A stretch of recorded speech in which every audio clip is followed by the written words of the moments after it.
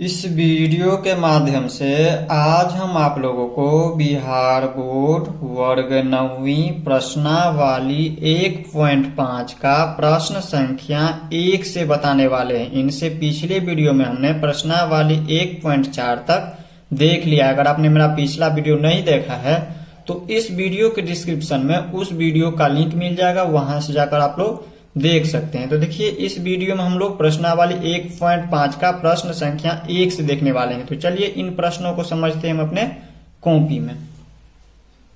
तो यहाँ पर देखिए अध्याय 1 प्रश्नावली 1.5 और वर्ग है 9वीं।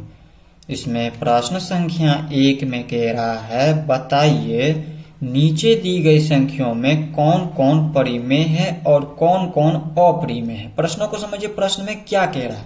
प्रश्न में कह रहा है बताइए, यानी कि आप लोगों को बताना है नीचे दी गई संख्याओं में कौन कौन परिमेय है और कौन कौन अपरिमेय। ये जो नीचा दिया गया है संख्या, पहला नंबर, दूसरा नंबर, इसी तरह से तीसरा नंबर, चौथा नंबर और पांचवा नंबर तक, तो उसमें से आप लोगों को बताना है कि कौन कौन परिमेय संख्या है और कौन कौन अपरिमेय संख्या है। तो इसके लिए आप लोगों को सबसे पहले समझना होगा परिमेय संख्या क्या होती है और अपरिमेय संख्या क्या होती है। तो परिमेय संख्या क्या होती है, अपरिमेय संख्या क्या होती है, वास्तविक संख्या क्या होती है, प्राकृतिक संख्या क्या होती है, पूर्ण संख्या क्या होती है, पूर्णांक संख्या क्या होती है। इन सभी के बारे में आपको पिछले जो इंट्रोडक्शन वाले वीडियो है उसमें हमने आपको बता दिया है। अगर उस वीडियो को आप लोग नहीं देखे तो जाकर के पहले देख लीजिए, तो ये जो है आसानी से आप लोग समझ जाएंगे। तो उस वीडियो का लिंक जो है इस वीडियो के डिस्क्रिप्शन में मिल जाएगा।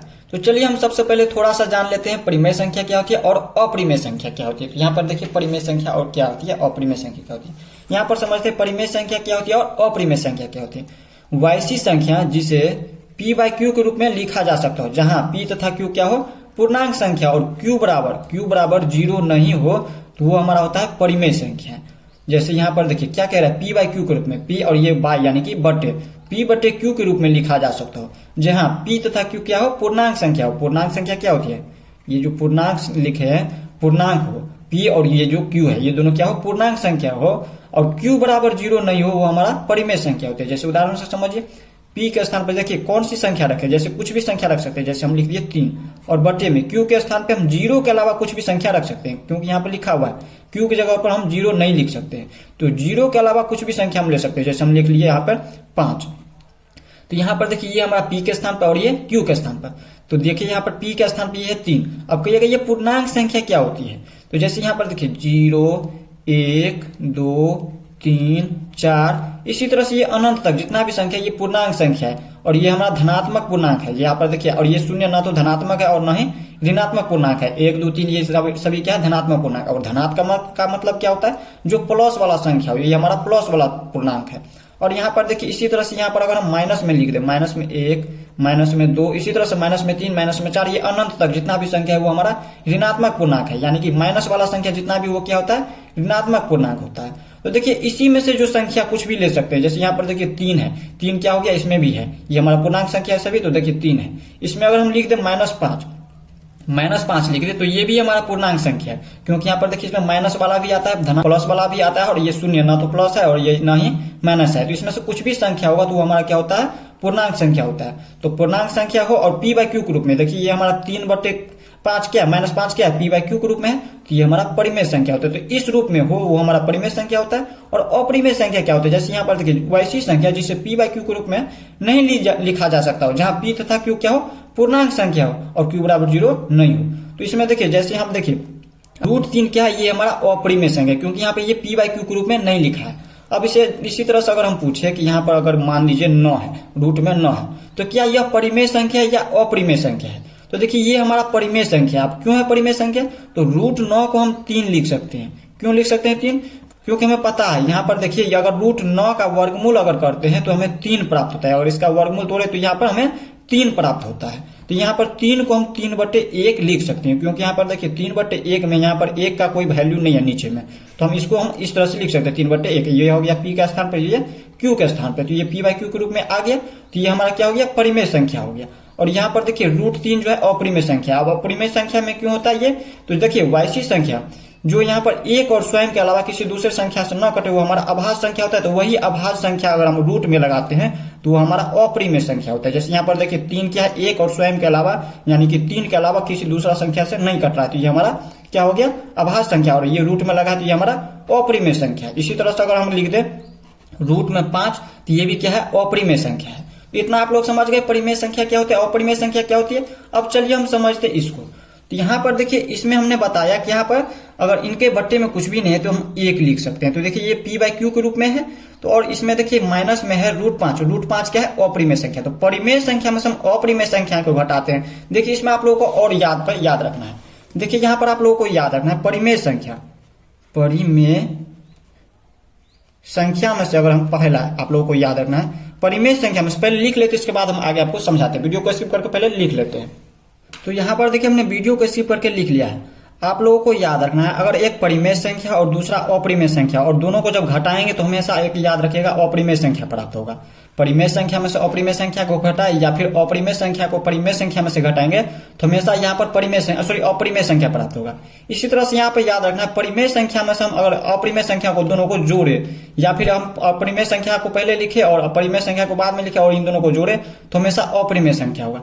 या फिर आप लोगों को याद रखना है परिमेय संख्या को हम गुना करेंगे अपरिमेय संख्या से या फिर अपरिमेय संख्या को परिमेय संख्या से गुना करेंगे तो हमेशा एक अपरिमेय संख्या प्राप्त होगा। या फिर आप लोगों को याद रखना है परिमेय संख्या को अगर हम भाग भी दे अपरिमेय संख्या से या फिर अपरिमेय संख्या को हम भाग दे और परिमेय संख्या से तो हमेशा एक अपरिमेय संख्या प्राप्त होगा। तो इसमें आप लोगों को याद रखना है परिमेय संख्या हो एक और एक अपरिमेय संख्या, और वो जोड़ में हो या घटाव में या गुना में या भाग में, इसमें से किसी में भी हो, एक परिमेय हो और एक अपरिमेय हो तो हमेशा एक अपरिमेय संख्या ही प्राप्त होगा। तो इसमें देखिए यहाँ पर हमने आपको क्या बताया, अगर एक परिमेय संख्या हो और दूसरा अपरिमेय संख्या और घटाएंगे तो हमेशा क्या होगा, अपरिमेय संख्या प्राप्त होगा। तो पहला नंबर क्या हो गया, अपरिमेय हो गया, ये हमारा हो गया अपरिमेय संख्या, अपरिमेय संख्या। इसी तरह से यहाँ पर देखिए दूसरा नंबर में इसको हम पहले कोष्ठ से बाहर कर लेते हैं। तो देखिए कोष्ठ से बाहर करेंगे तो यहाँ पर हो जाएंगे 3 प्लस में √23 में है और ये माइनस में है √23, ये √23 माइनस में है।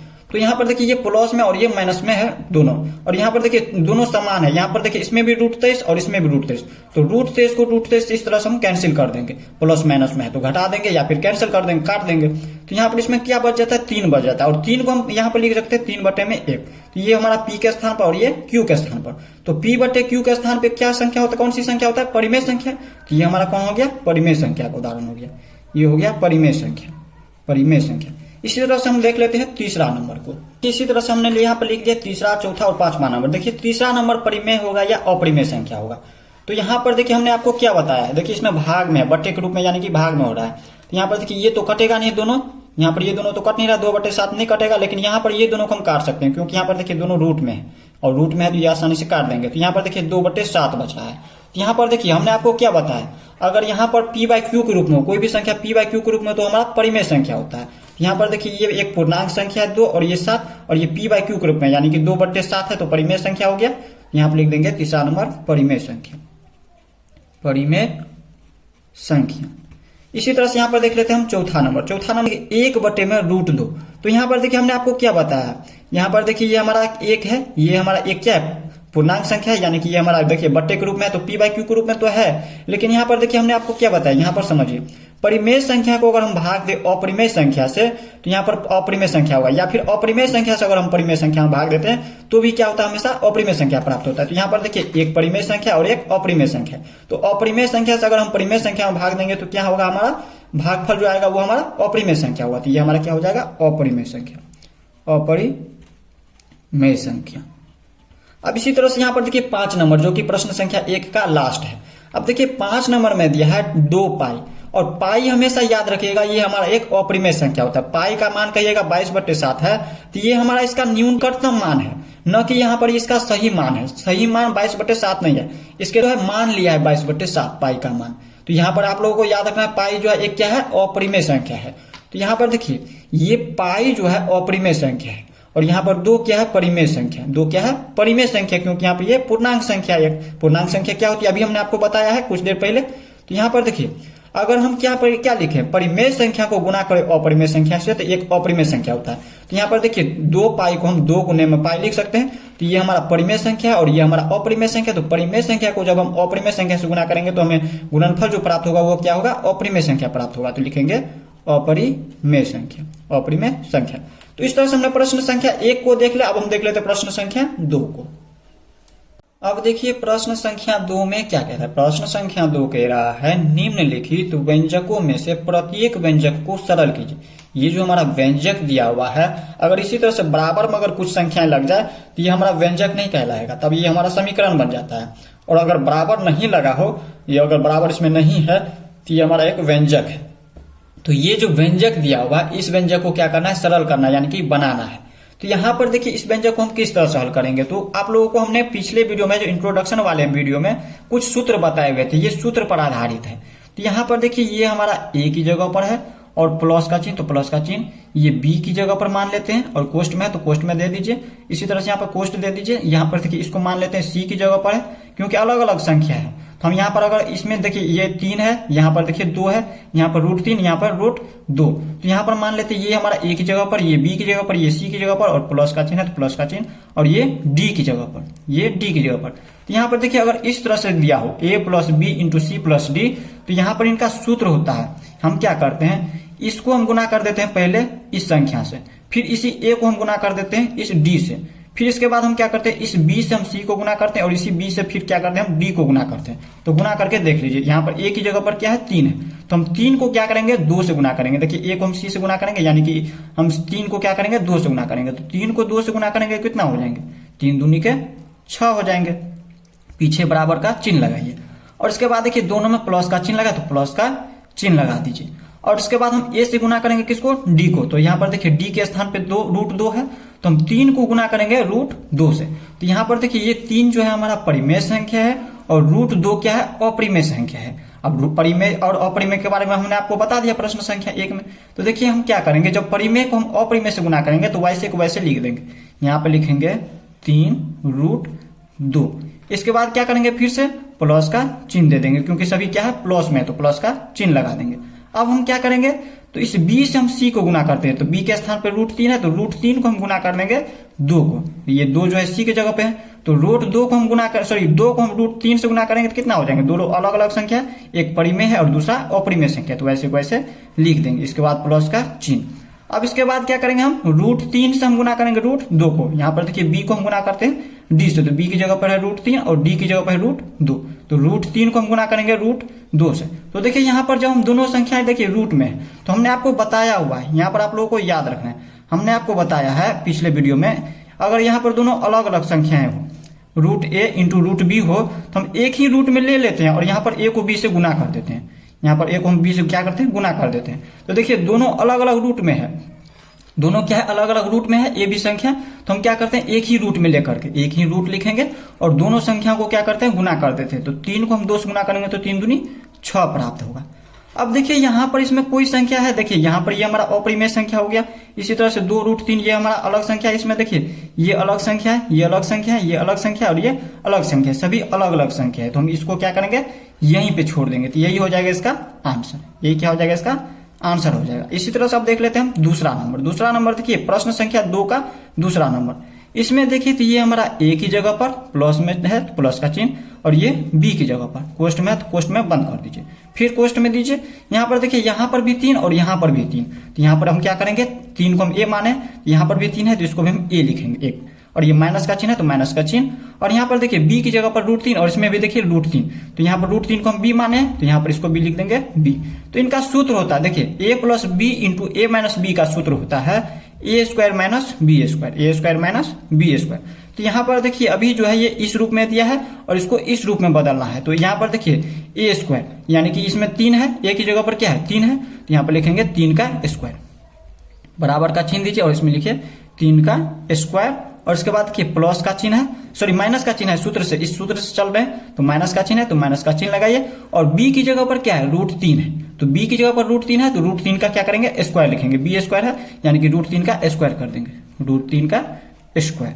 अब देखिए बराबर हम क्या करेंगे, देखिए 3 का स्क्वायर करेंगे तो कितना हो जाएगा, 3 स्क्वायर का मतलब हो गया 3 को जो है स्वयं से 2 बार गुना, यहाँ पर देखिए 2 बार गुना, तो 3 को 3 से गुना करेंगे तो 9 प्राप्त होगा, माइनस का चिन्ह। और √3 को फिर स्क्वायर करेंगे तो क्या होगा, √3 का स्क्वायर मतलब होता है, जैसे देखिए √3 गुने √3।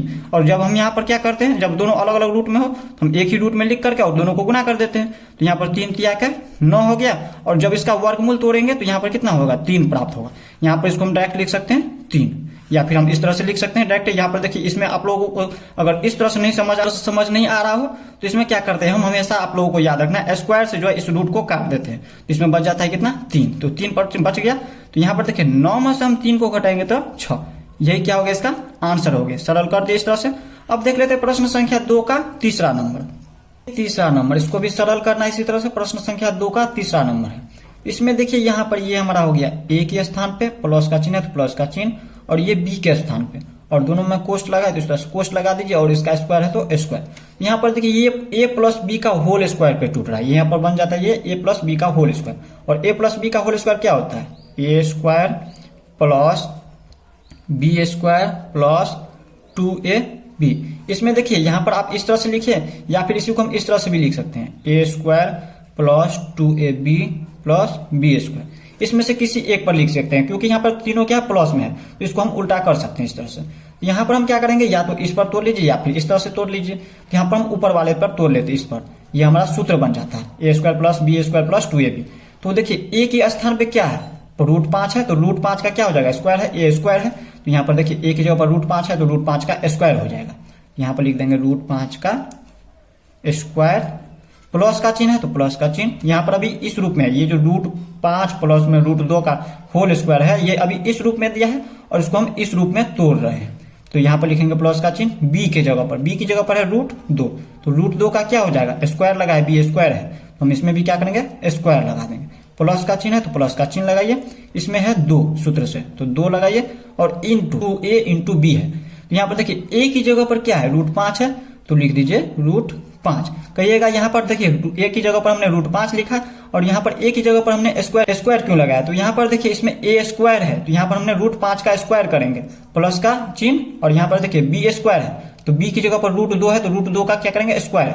इसके बाद देखिए 2 है तो 2 इंटू में ए की जगह पर √5 और इंटू में बी की जगह पर क्या है, बी की जगह पर √2 है, तो लिख देंगे √2। अब इनको हम क्या करेंगे, हल करेंगे, तो हल कीजिए इसको। तो देखिए √5 का स्क्वायर क्या होगा, हमने आपको क्या बताया, यहाँ पर देखिए √5 का स्क्वायर का मतलब हो गया √5 जो है स्वयं से 2 बार गुना हो रहा है। तो देखिए हमने आपको मान लेते हैं ये हमारा ए की जगह पर और ये बी की जगह पर है, तो हमने आपको एक सूत्र बताया है, जब यहाँ पर ए की जगह पर और बी की जगह पर और दोनों रूट में हो तो हम क्या करते हैं, एक ही रूट में दोनों को गुना करके लिख देते हैं। तो 5 को 5 से गुना करेंगे तो 25, और 25 का वर्गमूल क्या होता है, 5 होता है। 25 का जब वर्गमूल तोड़ते हैं तो हमें 5 प्राप्त होता है, तो यही 5 हम इसमें लिख देंगे, √5 का स्क्वायर क्या हो जाएंगे, 5 हो गया। या फिर अगर इस तरह से नहीं समझ आ रहा है तो हम क्या कर सकते हैं, इसमें आप लोगों को याद रखना है, यहाँ पर स्क्वायर से क्या होता है, रूट कट जाता है, तो इसमें बच गया 5, और इसके बाद प्लस का चिन्ह। और यहाँ पर देखिए √2 का स्क्वायर, तो √2 का भी स्क्वायर क्या करेंगे, स्क्वायर से यहाँ पर रूट को काट दीजिए, तो इसमें बच गया 2, और प्लस का चिन्ह। यहाँ पर देखिए 2 इंटू √5 इंटू √2, तो यहाँ पर देखिए दोनों रूट में है तो हम एक ही रूट में लिख सकते हैं दोनों को, और यहाँ पर दोनों संख्याओं को गुना कर देंगे, क्योंकि हमने आपको यहाँ पे बता दिया है जब यहाँ पर अलग अलग संख्या और दोनों रूट में हो तो हम क्या करते हैं, एक ही रूट में दोनों संख्याओं को गुना करके लिख देते हैं। तो 5 को हम 2 से गुना करेंगे तो 5 दूनी के 10 प्राप्त होगा। अब देखिए यहाँ पर देखिए 5 संख्या और ये 2, दोनों को हम जोड़ सकते हैं, तो यहाँ पर हो जाएंगे 7 और प्लस में अब कहिएगा इसको भी हम जोड़ देंगे, तो यहाँ पर देखिए ये दोनों एक साथ है, ये जो इतना संख्या है ये सभी एक साथ है, और यहाँ पर देखिए ये प्लस, इनके पीछे कुछ भी चिन्ह इसका मतलब ये प्लस में है, और 2 के पीछे चिन्ह है प्लस का, तो इन दोनों को जोड़ दिए, और इनके पीछे कहिएगा प्लस का चिन्ह, तो इसके लिए इन दोनों के लिए ये प्लस, तो यहाँ पर दोनों क्या हो गया, एक साथ हो गया, ये एक पद ही हो गया। तो यहाँ पर देखिए हम 5 में 2 जोड़ दिए तो 7, और प्लस का चिन्ह है तो प्लस का चिन्ह लगा दिए, और ये है 2 इंटू में √10, यही क्या हो गया, इसका आंसर हो गया। तो इस तरह से हमने प्रश्न संख्या 2 का तीसरा नंबर देख लिया। अब देख लेते हैं चौथा नंबर जो कि लास्ट है प्रश्न संख्या 2 का। अब देखिए यहाँ पर इसमें भी हम क्या करेंगे, ये हमारा ए की जगह पर माइनस का चिन्ह, तो माइनस का चिन्ह, बी की जगह पर √2 कोष्ट में है, और इंटू में यहाँ पर देखिए √5, ये ए की जगह पर देखिए ए की जगह पर √5, और इसमें भी तब हम ए की जगह पर क्या लिखेंगे, √5, ये ए की जगह पर हो गया, प्लस का चिन्ह, प्लस का चिन्ह, और बी के स्थान पर √2 है यहाँ पर देखिए, तो हम यहाँ पर भी लिख सकते हैं बी, यहाँ पर बी लिख देंगे। तो यहाँ पर देखिए ये सूत्र पर बन जाता है, यहाँ पर देखिए a minus B into A plus B होता है A square minus B square. आप कहिएगा इससे पहले जो हम प्रश्न संख्या 2 को देखे हुए थे उसमें हमने क्या किया था कि पहले था हमारा ए प्लस बी और इसके बाद था ए माइनस बी, तब हम लिखे थे ए स्क्वायर माइनस बी स्क्वायर। तो इसमें आप लोगों को याद रखना है ये अगर पहले हो ए प्लस बी या फिर बाद में हो ए प्लस बी उससे कोई दिक्कत नहीं है। अगर आप लोगों को ऐसा हो इस तरह से ए minus B into A plus B या फिर ए प्लस बी इंटू ए माइनस बी हो तो हमेशा सूत्र होता है इसका ए स्क्वायर माइनस बी स्क्वायर। अब इसी सूत्र पर हम क्या करेंगे, तोड़ेंगे। तो यहाँ पर देखिए अभी जो ये दिया हुआ है ये व्यंजक जो दिया है ये अभी इस रूप में है और इसको इस रूप में तोड़ना है। तो यहाँ पर देखिए ए स्क्वायर ए की जगह पर क्या है 5 है, तो 5 का क्या करेंगे, सॉरी ए की जगह पर क्या है √5 है, तो √5 का क्या करेंगे स्क्वायर कर देंगे, ए स्क्वायर है इसमें लिख देंगे स्क्वायर, माइनस का चिन्ह है तो माइनस का चिन्ह, और बी की जगह पर क्या है √2 है तो √2 का क्या करेंगे स्क्वायर कर देंगे क्योंकि बी स्क्वायर है तो √2 का स्क्वायर। अब देखिए √5 का स्क्वायर करेंगे कितना प्राप्त होगा, आप लोगों को इस तरह से हमने बता दिया इसका आसान तरीका। यहाँ पर 2 से स्क्वायर से जो हम रूट को काट देते हैं तो बच जाता है 5 और इसके बाद माइनस का चिन्ह तो माइनस का चिन्ह, और यहाँ पर देखिए स्क्वायर से रूट काट दीजिए तो इसमें बच गया 2। यहाँ पर कितना प्राप्त होता है 5 में से हम 2 को घटाए तो 3 प्राप्त होता है, यही हो गया इसका आंसर। तो इस तरह से हमने इस वीडियो में जो है वीडियो लंबा होने के कारण हम इस वीडियो को यहीं पे एंड कर रहे हैं। नेक्स्ट वीडियो में इनसे आगे देखेंगे, तो मिलते हैं नेक्स्ट वीडियो में, तब तक के लिए जय हिंद जय भारत।